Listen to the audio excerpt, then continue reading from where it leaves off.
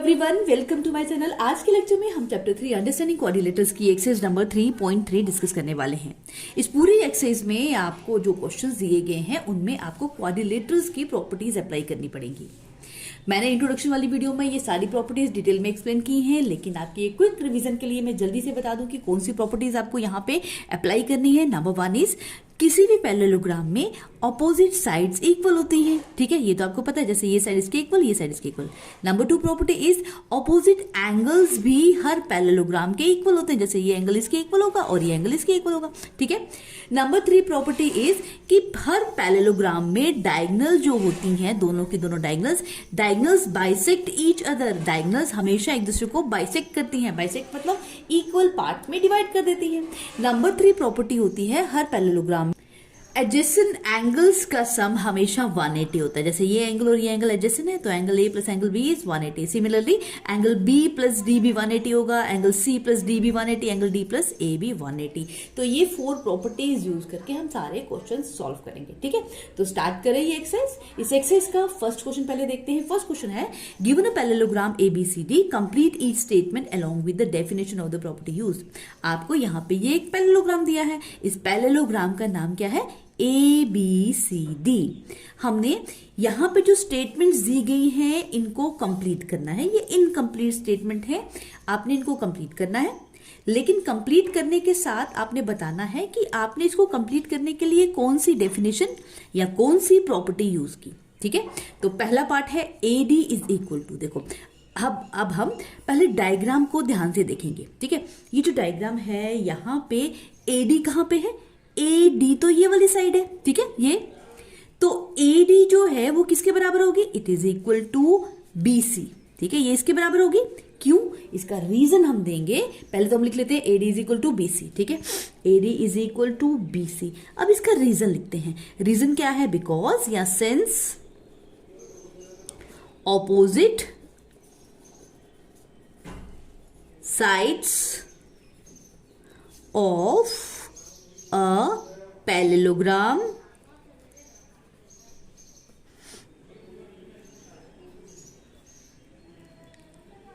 are equal। बस इतना सा रीजन दे देना है। ठीक है, समझ आ गया। अब हम करते हैं सेकंड पार्ट। सेकंड पार्ट कहता है angle DCB is equal to dash. अब हम DCB एंगल पहले ढूंढते हैं कहां पे। ठीक है, DCB एंगल हो गया, ये D से शुरू हुआ, फिर हम C पे जाएंगे और B पे मुड़ जाएंगे। ठीक है, तो DCB एंगल कौन सा बना? ये वाला एंगल। ठीक है, ये जो एंगल है ये किसके बराबर होगा? ये एंगल इस एंगल के बराबर होगा। ठीक है, क्यों? क्योंकि हमने अभी अभी सीखा कि हर पैरेललोग्राम में ऑपोजिट एंगल्स इक्वल होते हैं। उसके हिसाब से इस एंगल का ऑपोजिट एंगल तो ये बना, इसलिए this angle is equal to this. और यही बात हम यहां पे लिख देंगे, angle DCB is equal to angle DAB। आपको एंगल्स के नाम लिखना आते हैं ना? DAB, हम D से शुरू करेंगे, फिर A पे जाएंगे और B पे। ठीक है, आप इसको BAD भी कह सकते थे। ठीक है, अब इसका रीजन क्या लिखेंगे? हम इसका लिखेंगे since opposite angles of a parallelogram are equal. बस यही रीजन देंगे। ठीक है, अब उसके बाद नेक्स्ट पार्ट है थर्ड पार्ट कहता है OC इज इक्वल टू। ये देखो, OC को पहले ढूंढते हैं कहाँ है। OC तो ये है, OC यानी कि ये। ठीक है, इसको ध्यान से देखो। ये जो OC है ये किसके बराबर होगा?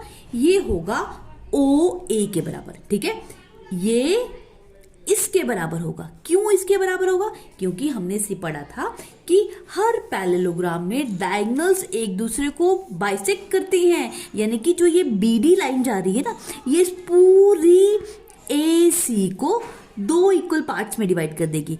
एक पार्ट होगा OC और दूसरा होगा OA, और ये OC OA बराबर होंगे। अगर ये 4 सेंटीमीटर है तो ये भी 4 सेंटीमीटर होगा। ठीक है, तो ये तो मैंने आपको एग्जाम्पल दे दी। हम यहां पे लिख देंगे कि OC OA के बराबर होगा। क्यों होगा? Since diagonals of a parallelogram bisects each other. ठीक है, ये हो गया इसका reason.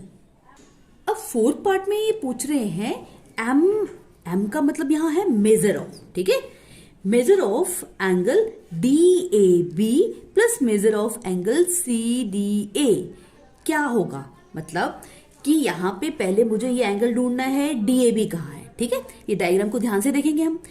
D A B angle कौन सा हुआ, ये वाला।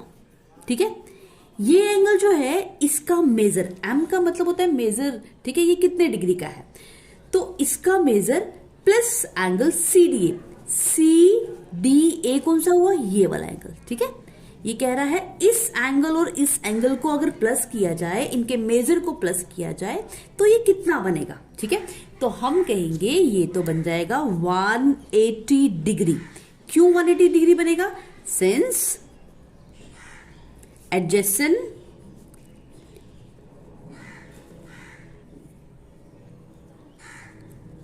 angles of a parallelogram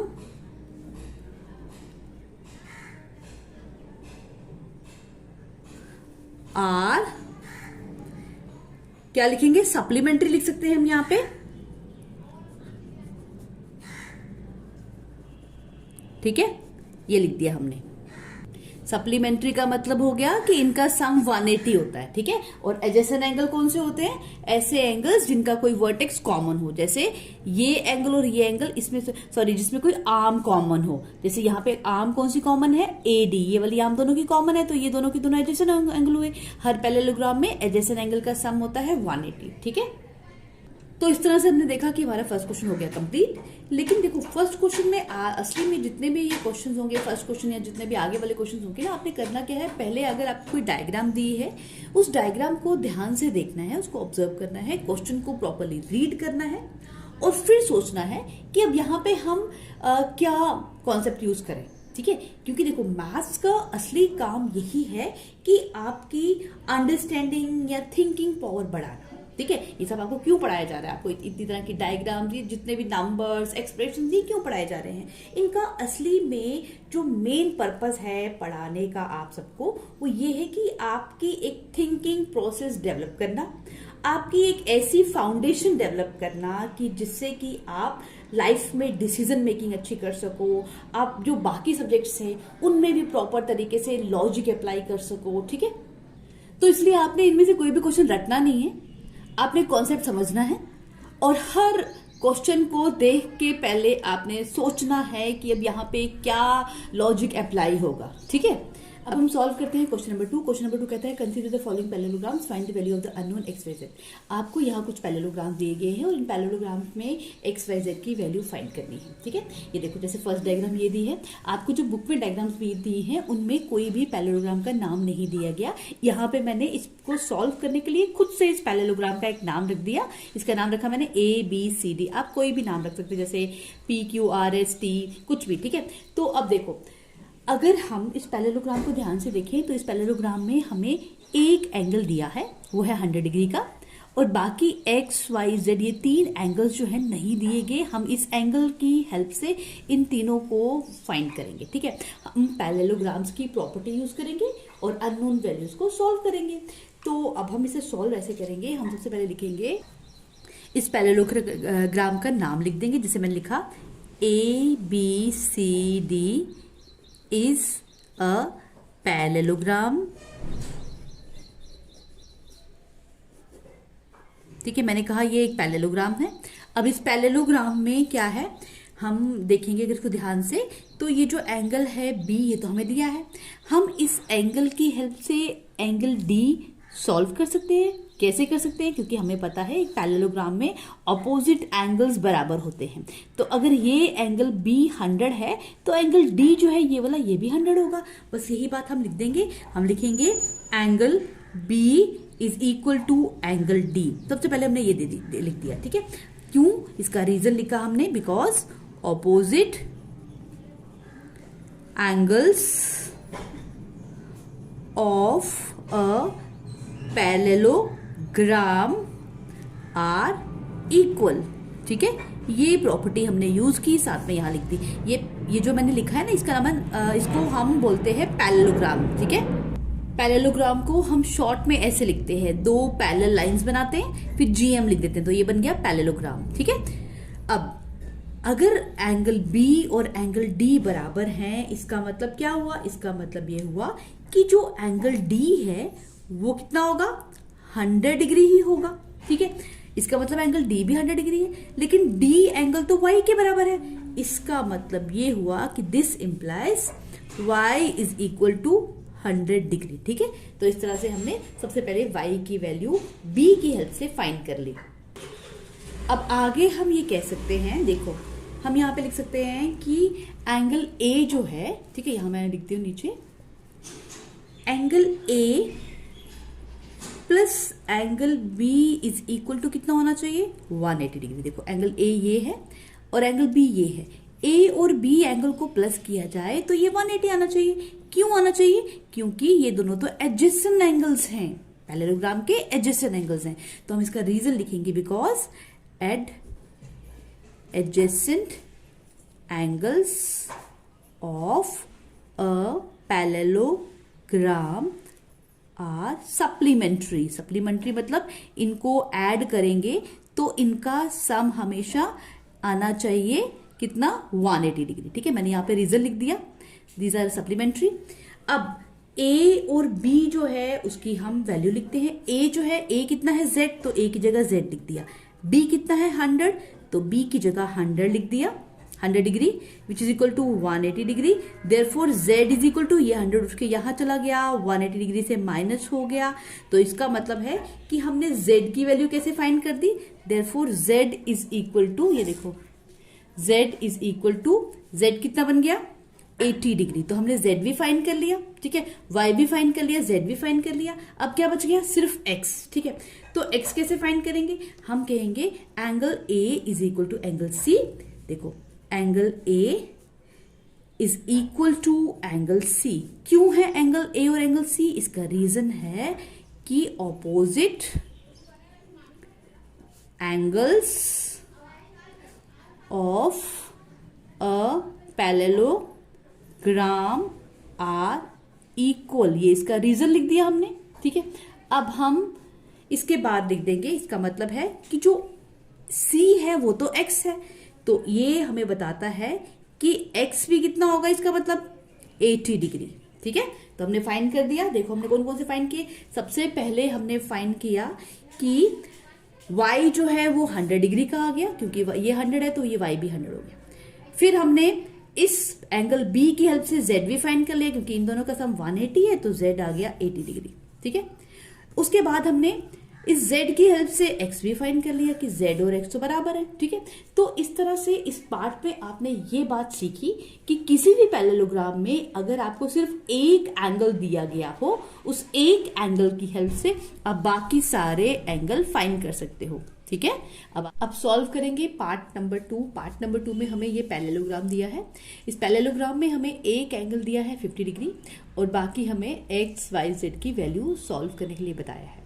ठीक है, देखो अगर हम इसको ध्यान से देखें ना, तो हम इस एंगल की हेल्प से x या y को सॉल्व कर सकते हैं। कैसे? क्योंकि 50 और ये जो ये x वाला एंगल है ये तो एडजेसेंट एंगल है, और ये 50 और y ये भी एडजेसेंट एंगल है, तो हम इनमें से कोई भी पेयर ले लेते हैं। जैसे मैं एंगल ले लूँ ये 50 और x। ठीक है, तो मैं इसे ऐसे लिख सकती हूँ कि इन पैरेललोग्राम ABCD, ये ABCD मैंने इसका नाम खुद से रखा है, आपकी बुक में कोई नाम नहीं दिया, हमने अपनी रेफरेंस के लिए ये नाम रख लिया। ठीक है, इन पैरेललोग्राम ABCD, इस पैरेललोग्राम में angle D plus angle A कितना होना चाहिए?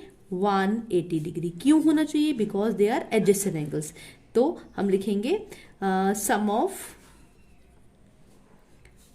सॉरी आप इसको ऐसे लिख दो, adjacent angles of a parallelogram are supplementary। ठीक है, ये इसका रीजन दे दिया हमने। अब हम लिखेंगे कि एंगल D तो 50 डिग्री है, इसकी जगह 50 लिख दिया। ए तो x है इसलिए ए की जगह x लिख दिया, ठीक है। तो इसका मतलब है 50 plus x is equal to 180 degree, और यहाँ से x की वैल्यू क्या आ जाएगी 180 डिग्री, 50 यहाँ चला गया, 180 minus 50 degree which is equal to x is equal to ये बन गया 130 डिग्री, ठीक है। तो हमने x की वैल्यू निकाल ली। अब हम इस x की हेल्प से y निकाल सकते हैं। कैसे? हम लिखेंगे angle A is equal to angle C। क्यों है? Opposite angles of parallelogram are equal, इसका रीजन भी दे दिया हमने, ठीक है। तो एंगल A है x और एंगल C है y, इसका मतलब है x और y तो बराबर होने चाहिए। अगर x y बराबर होने चाहिए तो इसका मतलब ये हुआ कि y कितना होना चाहिए 130। हमने यहाँ पे x की वैल्यू निकाली ना 130, इसलिए जो y है ये भी 130 डिग्री हो गया, ठीक है। तो हमने x भी सॉल्व कर दिया, y भी। अब हमें z सॉल्व करना है। z कैसे कर सकते हैं? देखो अगर हम ध्यान से देखिए, z तो इस पैरेललोग्राम के लिए एक एक्सटीरियर एंगल है, ठीक है। अगर मैं पहले इस एंगल को सॉल्व कर लूँ, ये वाला जो अंदर वाला एंगल है, ठीक है, तो इसकी वैल्यू की हेल्प से हम z भी कैलकुलेट कर सकते हैं। तो पहले मैं ये वाला एंगल सॉल्व करती हूँ। ये क्या है? एंगल b, ठीक है। एंगल b इतना वाला अंदर वाला। तो हम लिखेंगे angle b is equal to angle d। Angle b तो d के बराबर है क्योंकि ये क्या है? Opposite angles of a parallelogram are equal, इसका ये रीजन लिख दिया हमने, ठीक है। अब हम लिखेंगे इसका मतलब है ये जो एंगल B है ये कितना हुआ 50 डिग्री का, ठीक है। B 50 का हो गया। अब हम ये देख सकते हैं कि angle B plus exterior angle B is equal to 180 degree. देखो यहां पे मैं कह रही हूं कि ये वाला B एंगल, ये वाला B और ये जो एक्सटीरियर एंगल B है, एक्सटीरियर एंगल B मतलब कि ये जो B के बाहर वाला ये जो एंगल है, ठीक है, इसको प्लस करो तो 180 आता है क्योंकि ये दोनों क्या बना रहे हैं? Linear pair. तो इसका रीजन क्या आएगा? Linear pair. Linear pair of angles क्या होते हैं? ऐसे एंगल्स जो एक ही लाइन पे हों उन्हें कहते हैं लीनियर पेयर, ठीक है। इन दोनों का सम होगा 180। लीनियर पेयर ऑफ एंगल्स का सम हमेशा 180 होता है। एंगल B कितना है? 50 डिग्री, इसकी जगह हमने 50 डिग्री लिख दिया, प्लस एक्सटीरियर B जो है वो है Z, तो इसकी जगह मैं यहाँ पे Z लिख देती हूँ, इज इक्वल टू 180 डिग्री। तो Z is equal to 180 degree minus 50 degree, so Z is equal to 130 degree. तो इस तरह से हमने एंगल Z भी फाइंड कर लिया, ठीक है। तो ये हो गया हमारा पार्ट नंबर 2 भी पूरा कंप्लीट, ठीक है। अब सॉल्व करते हैं पार्ट नंबर 3। पार्ट नंबर 3 में अगेन आपको ये पैरेललोग्राम दिया गया है। इस पैरेललोग्राम में आपको x, y और z की वैल्यू फाइंड करनी है, ठीक है। देखो सबसे पहले हम इस फिगर को देखते हैं। इस फिगर में इस पैरेललोग्राम का कोई नाम नहीं दिया, तो मैंने आपको क्या सिखाया था कि सबसे पहले आप हर पैरेललोग्राम का कुछ नाम रख दिया करो, ठीक है। जैसे मैं यहाँ पे बार बार ABCD ही लिख रही हूँ ताकि आपको थोड़ा सा ईजी लगे, ठीक है। ABCD आप कुछ भी नाम रख सकते हो, ठीक है। ABCD इसका नाम लिख दिया। अब इस पैरेललोग्राम में हमें फाइंड करना है एक्स वाई जेड। जो एंगल दिए हैं ना, हम सबसे पहले वो देखते हैं कि कौन कौन से एंगल दिए हैं। जो एंगल दिए हैं ऑलरेडी उन्हीं की हेल्प से हम अननोन एंगल्स को फाइंड करेंगे, यानी कि जो एंगल नहीं दिए उनको फाइंड करेंगे। इस पैरेललोग्राम में ये जो बना हुआ है ना, इसका मतलब हो गया कि ये एंगल 90 डिग्री का है, ठीक है। अगर ये 90 है तो ये भी 90 होना चाहिए। इसकी हेल्प से हम इसको फाइंड कर सकते हैं क्योंकि ये आपस में कौन से एंगल है? वर्टिकली अपोजिट एंगल, ठीक है। तो सबसे पहले हम इसको ऐसे ही लिखते हैं। हम लिखेंगे कि यहाँ पे ABCD इज अ पैरेललोग्राम, ऐसे लिख देते हैं इसको। ABCD इज अ पैरेललोग्राम, ठीक है। अब इस पैरेललोग्राम में हम इस एंगल का नाम देखते हैं क्या है। इस एंगल का नाम है एंगल D और इस पॉइंट का कुछ नाम रख देते हैं। यहाँ पे इन्होंने कुछ नाम नहीं रखा तो हमें अपनी रेफरेंस के लिए कुछ नाम रखना पड़ेगा। इसका नाम मैं O रख लेती हूँ, ठीक है। तो हम लिख सकते हैं यहाँ पे angle AOD is equal to 90 degree. Angle AOD तो 90 डिग्री है, ठीक है। तो हम लिखेंगे एंगल AOD जो है ना, AOD is equal to angle BOC। Angle BOC ये क्यों बराबर है? ये एंगल इसके बराबर क्यों है? क्योंकि ये कौन से हैं? वर्टिकली ऑपोजिट एंगल्स, इसका रीजन लिख दिया हमने, ठीक है, ये लिख दिया। अब अगर ये 90 है तो इसका मतलब है ये भी 90 होना चाहिए। देयरफॉर एंगल BOC जो x के बराबर है तो ये भी होना चाहिए 90 डिग्री का। इसका मतलब है x भी 90 डिग्री है, ठीक है। तो हमने इस तरह से इसकी हेल्प से x सबसे पहले फाइंड करके रख लिया, ठीक है। अब हम क्या करते हैं, अब हमें फाइंड करना है y या z। देखो हम सबसे पहले कोशिश करते हैं y को फाइंड करने के लिए, क्योंकि अगर हम ये ट्राइंगल देखें ना BOC, अब इस ट्राइंगल में, इस ट्राइंगल को ध्यान से देखो, ये वाला जो ट्राइंगल है, ठीक है, कौन सा ट्राइंगल, BOC। इस ट्राइंगल में, इस वाले ट्राइंगल में जो ये बीच में है BOC वाला, ठीक है, इस ट्राइंगल में आपको ये एंगल दिया है 30, ये एंगल हमने फाइंड कर लिया 90, तो बच कौन सा गया, सिर्फ ये वाला एंगल y वाला, ठीक है। तो किसी ट्राइंगल में 2 एंगल पता हो तो तीसरा हम फाइंड कर सकते हैं ना, तो हम यही करेंगे। हम यहां पे लिखेंगे इन ट्राइंगल कौन सा BOC, इस ट्राइंगल में क्या लिखेंगे हम लिखेंगे कि जो एंगल्स हैं इसके उन सबका सम 180 है, ठीक है। सारे एंगल्स के नाम लिखते हैं। एंगल्स कौन कौन से हैं इसके, angle OCB plus angle OBC plus, देखो पहले मैंने ये लिया एंगल, ये वाला, फिर ये, अब ये वाला लेती हूँ, ठीक है, plus angle BOC is equal to 180 degree. इन तीनों एंगल्स को प्लस करके आना चाहिए 180, ठीक है। इसका रीजन लिख देंगे sum of angles, all angles of a triangle, ठीक है, इज 180। अब इसके बाद हम देखेंगे यहां पे कि एंगल OCB, देखो OCB तो y के बराबर है, इसकी जगह y लिख दिया। OBC 30 डिग्री है, इसलिए इसकी जगह 30 डिग्री लिख दिया। और BOC 90 डिग्री अभी हमने देखा, तो इसकी जगह 90 डिग्री लिख दिया, इज इक्वल टू 180 डिग्री, ठीक है। जो जो एंगल हमें पता थे हमने वो लिख दिए। अब y हम यहां से कैलकुलेट कर लेंगे। y की वैल्यू क्या आ जाएगी, y plus 30 plus 90 is 120 degree is equal to 180 degree. So y is equal to 180 degree minus 120 degree, y is equal to 60 degree. तो हमने y निकाल लिया 60 डिग्री, ठीक है।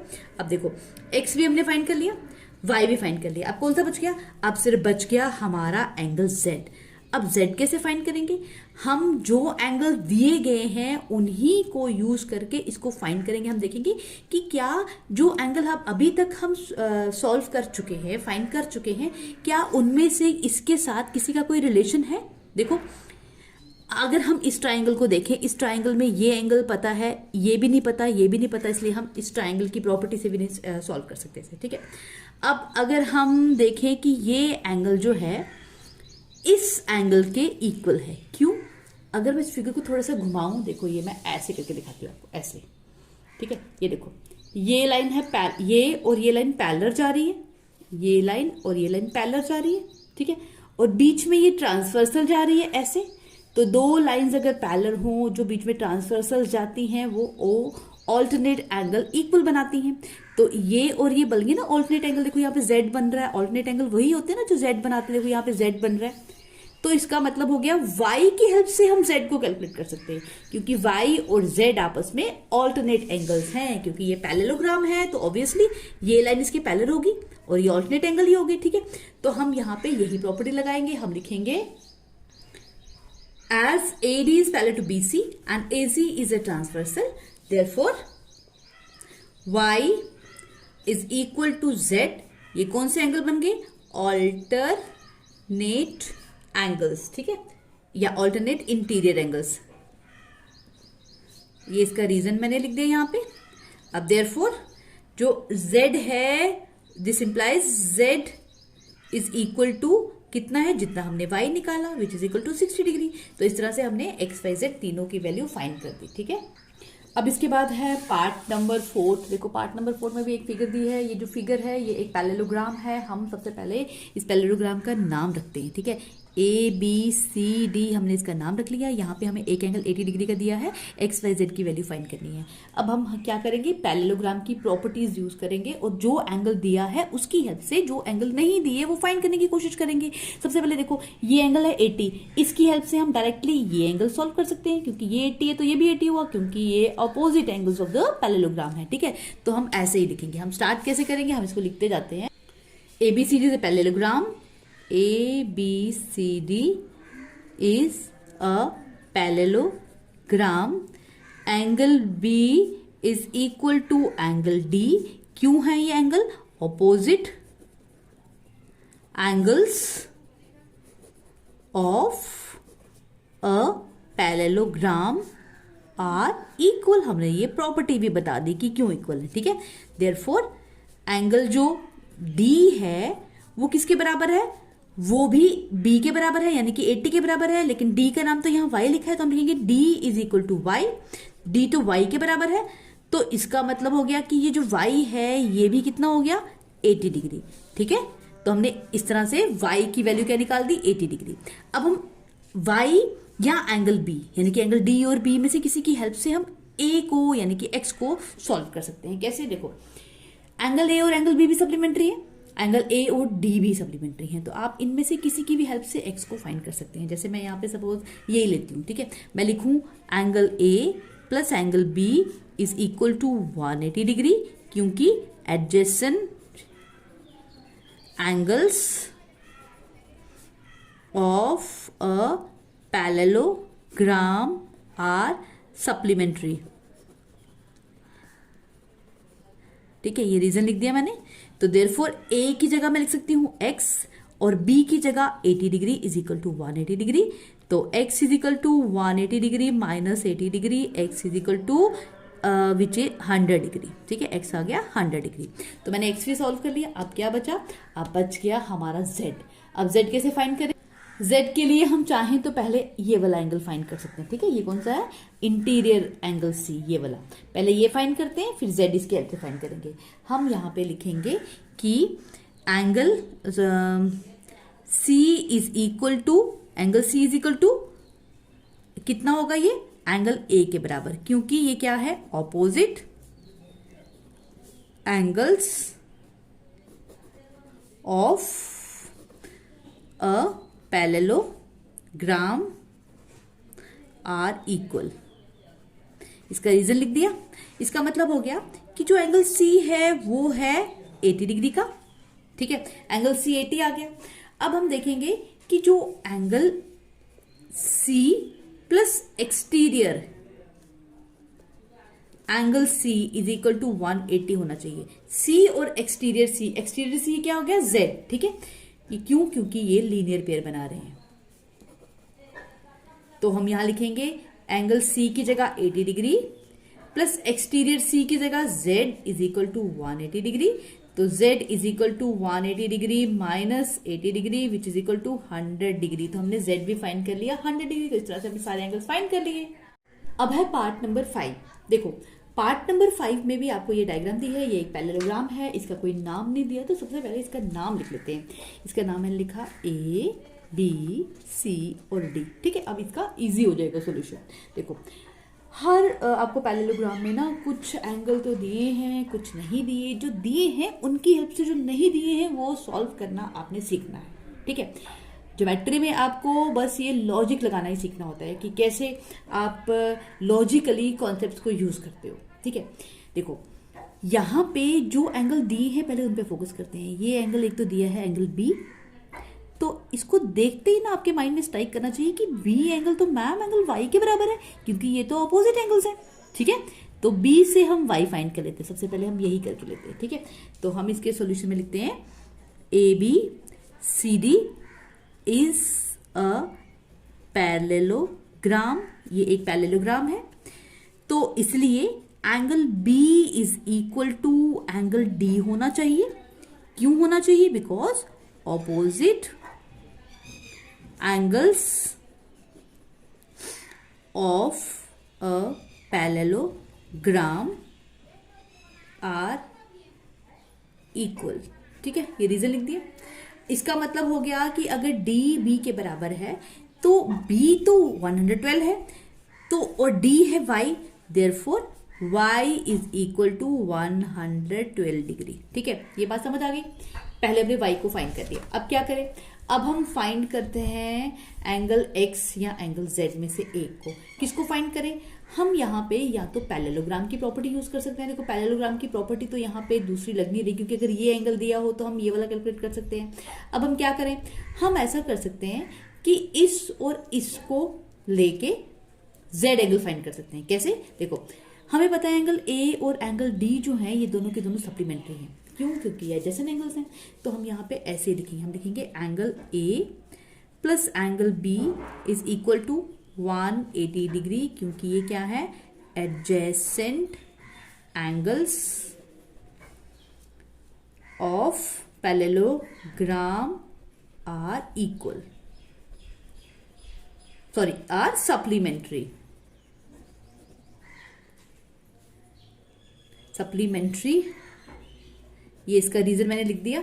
ठीक है, अब हम लिखते हैं कि ये अगर 112 है, एंगल ए किसके बराबर है, 40 प्लस जेड के बराबर है, तो ए की जगह मैं लिख सकती हूं 40 degree plus z, plus B की जगह लिख सकती हूँ 112 degree is equal to 180 degree. इसका मतलब हुआ z प्लस 112 में 40 प्लस करेंगे तो 152 degree is equal to 180 degree आ गया। ठीक है, अब आगे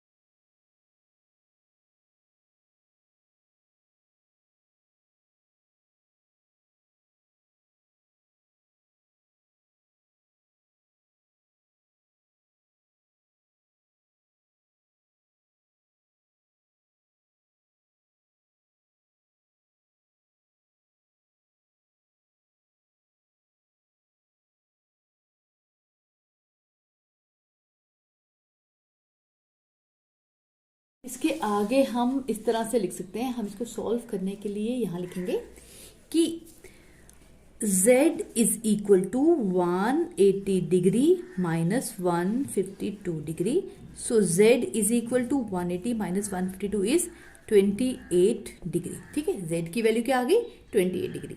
अब ये z हमने कैलकुलेट कर लिया है। क्वेश्चन नंबर 3, क्वेश्चन नंबर 3 कहता है can a quadrilateral A B C D be a parallelogram if, क्या एक क्वाड्रिलेटरल जिसका नाम है ABCD वो एक पैरेललोग्राम हो सकता है अगर ये 3 कंडीशन सेटिस्फाई हो तो। ठीक है, हम एक एक करके चेक करते हैं। फर्स्ट कंडीशन है angle D plus angle B is equal to 180। पहले हम इस क्वाड्रिलेटरल का एक रफ स्केच बना लेते हैं। हम मान लेते हैं ये हमारा क्वाड्रिलेटर है, इसका नाम है ABCD। अब यहां कहा गया है angle D plus angle B, तो ढूंढते हैं एंगल D कहा है, एंगल D तो ये है, एंगल B ये है। ये कह रहा है कि अगर एंगल D में और B को ऐड कर दो तो 180 आता है। तो बताओ अब ये पैरेललोग्राम हो सकता है कि नहीं हो सकता। ठीक है, हम इसका आंसर इस तरह से लिखेंगे, हम लिखेंगे कि angle D plus angle B जो है वो है 180, ये तो गिवन है। ठीक है, पर ये जो 180 है ये किसके बराबर होता है, सम ऑफ एडजेसेंट एंगल्स, ये तो एडजेसेंट एंगल्स के सम के इक्वल होता है। ठीक है, हमने ये पढ़ा था प्रॉपर्टीज में, पैरेललोग्राम की प्रॉपर्टीज में कि sum of adjacent angles of a parallelogram is 180 degree. ठीक है, तो इसका मतलब ये हुआ कि ये जो क्वाड्रिलेटरल है ये पैरेललोग्राम हो भी सकता है और ना भी हो सकता है। क्यों, क्योंकि अगर इसका एडजेसेंट एंगल दिए होते ना ये तो ये पैरेललोग्राम हो सकता था, लेकिन यहाँ पे ये एंगल तो अपोजिट एंगल्स हैं। हमने पढ़ा था कि अपोजिट एंगल्स तो इक्वल होते हैं, ठीक है। तो अगर ये अपोजिट एंगल्स इक्वल हो तो हम मान लेंगे कि ये पैरेललोग्राम है। मतलब कि अगर ये क्वाड्रिलेटरल पैरेललोग्राम की बाकी प्रॉपर्टीज भी सेटिस्फाई करता है तो ये क्वाड्रिलेटरल एक पैरेललोग्राम होगा। अदरवाइज इसको देख के हम ये नहीं श्योर कि ये पैरेललोग्राम है कि नहीं है। अब इस बात को हम इस तरह से लिखेंगे, सो द क्वाड्रिलेटरल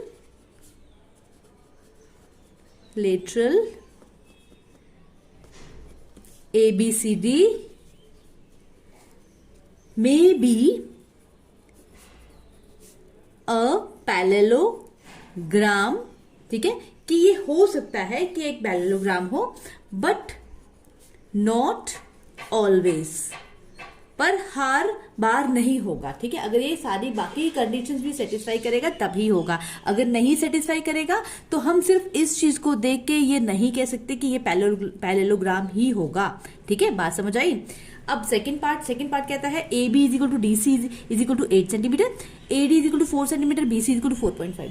कि अगर ये जो पैरेललोग्राम है इसमें यहां पे मैं बना देती हूं, ये पैरेललोग्राम है ए बी सी डी। इसमें अगर ए बी और डी सी 8 सेंटीमीटर हो, ये जो ए डी है ये 4 सेंटीमीटर है, जो बी सी है ये 4.4 हो, तो क्या ये पैरेललोग्राम होगा? नहीं। आपको तो ये पता है ना कि पैरेललोग्राम की अपोजिट साइड्स तो इक्वल होती हैं। देखो ये साइड इसके तो इक्वल ही नहीं है, ठीक है। तो इससे हमें समझ आ रहा है कि ये जो क्वाड्रिलेटरल है ये पैरेललोग्राम नहीं है। तो हम यहाँ पे ये चीज ऐसे लिखेंगे कि इन quadrilateral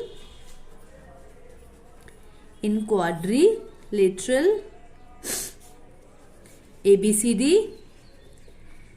AD is equal to DC is equal to 8 centimeter.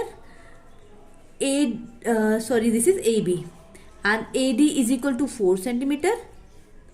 AB तो 4 सेंटीमीटर है और BC is equal to 4.4 centimetre. AD is not equals to BC. यहां तो AD BC के बराबर नहीं है. So ABCD is not a parallelogram. इसलिए जो ABCD है ये पैरेललोग्राम हो ही नहीं सकता, ठीक है। अब नेक्स्ट है angle A 70 and angle C is 65 degree. इसको भी ना ये ड्रॉ करके देख लेना आप, ठीक है। अगर हम ऐसे बना लें ABCD क्वाड्रिलेटरल, एंगल A कहा गया है 70 डिग्री और एंगल C कहा गया है 65 डिग्री, ठीक है। यहां तो हमें देख के ही समझ आ रहा है कि अपोजिट एंगल जो है पैरेललोग्राम के वो तो इक्वल ही नहीं है, तो इसलिए ये एक पैरेललोग्राम हो ही नहीं सकता, ठीक है। हम यहां पे लिखेंगे इन क्वाड्रिलेटरल ABCD, जो ABCD क्वाड्रिलेटरल है इसमें angle A is equal to 70 degree, angle C is equal to 65 degree, angle A is not equal to angle C, but opposite angles of a parallelogram are equal, so ABCD is not a parallelogram, ठीक है। इस तरह से लिखेंगे। Solve करते हैं question number 4। Question number 4 कहता है draw a rough figure of a quadrilateral that is not a parallelogram but has exactly 2 opposite angles of equal major. आपको एक रफ फिगर बनानी है एक क्वाड्रिलेटरल की, एक ऐसे क्वाड्रिलेटरल जो कि एक पैरेललोग्राम ना हो लेकिन उसके 2 अपोजिट एंगल्स इक्वल होने चाहिए, ठीक है। तो ऐसा क्वाड्रिलेटरल क्या होता है? एक काइट होता है, ठीक है। आप इस तरह से काइट की शेप बना लेना और उसका कुछ नाम रख देना, जैसे मैंने यहां पे लिखा ABCD। तो इस जो फिगर है इस फिगर का मैंने नाम भी रख दिया, इसके अपोजिट ये वाले एंगल इक्वल होंगे, ठीक है। तो आप एक काइट की शेप में कुछ ड्रॉ कर लेना, ठीक है। तो आज की वीडियो में बस इतने ही। आज हमने क्वेश्चन नंबर 1 से लेकर क्वेश्चन नंबर 4 तक डिस्कस किए। अब इस एक्सरसाइज के बाकी क्वेश्चन सॉल्व करेंगे हम नेक्स्ट वीडियो में। लेकिन जाने से पहले आपको याद दिला दूं कि अगर आप चैनल में नए हैं तो मेरे चैनल को सब्सक्राइब करना ना भूलिए, और अगर आपको मेरा टीचिंग स्टाइल पसंद आया तो लाइक बटन दबा के एक प्यारा सा कमेंट भी लिखिए। तो मिलते हैं नेक्स्ट वीडियो में, तब तक के लिए bye bye and take care.